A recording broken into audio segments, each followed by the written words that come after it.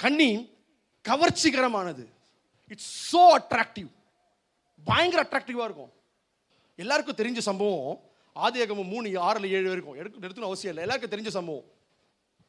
ஆண்டவர் ஆதாமையும் ஏவாளையும் ஒரு அழகான தோட்டத்தில் அவங்களுக்கு தேவையான எல்லாவற்றையும் படைத்து அவர்களை அந்த தோட்டத்தில் ஆண்டு கொள்ளும்படியாய், ஆசீர்வாதமாய் இருக்கும்படியாய், எல்லா ஆசீர்வாதங்களையும் அனுபவிக்கும்படியாய் ஒரு தோட்டத்தில் அவங்கள வைத்தார்.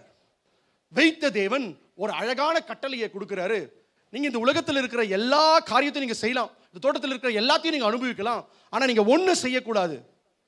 இந்த இடத்துல நன்மை தீமை அறியத்தக்கதான கனி இங்க இருக்கு, அதை மாத்திரம் நீங்க புசிக்காதீங்க அப்படின்னு சொல்லிட்டு ஒரு அழகான கட்டளையை ஆண்டவர் ஆதாமுக்கும் ஏவாளுக்கும் தருகிறார். இந்த ஏவாள் என்ன பண்றாங்கன்னா, சுத்தி முத்தி பார்க்கறாங்க.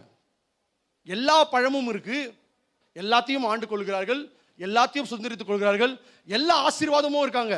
ஆனா ஒரு பழம் மாத்திரம் பார்வைக்கு கவர்ச்சிகரமா இருந்ததாம். It's like a pride of life, lust of eyes, lust of flesh. ஒரு மாம்சத்தின் இச்சை, கண்களில் ஒரு இச்சை, ஜீவனத்தின் பெருமையாய் அந்த காரியம் காணப்பட்டது. இந்த ஸ்திரீ என்ன பண்றாங்கன்னா, அந்த பழத்தை பறித்து சாப்பிடுறாங்க. தேவனுடைய மகிமையை இழந்து போனார்கள். ஹல்லேலூயா.